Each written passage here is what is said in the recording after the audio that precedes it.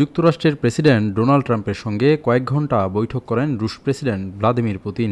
বৈঠকে Putin Ukraine যুদ্ধবন্ধে রাজি হলেও আকাশচুম্বী শর্ত জুড়ে দেন। সংবাদ মাধ্যম সিএনএন ইউরোপীয় নেতাদের বরাতে জানিয়েছে, পুতিন ট্রাম্পকে জানান, ইউক্রেন যদি যুদ্ধ বন্ধ চায় তাহলে তাদের পূর্বাঞ্চলের পুরো দনবাস রাশিয়াকে দিয়ে দিতে হবে। এর বদলে তিনি ইউক্রেনের অন্যান্য ফ্রন্টলাইনে যুদ্ধ থামিয়ে দেবেন, যার মধ্যে খেরসন ও জাপোরিঝিয়াও থাকবে।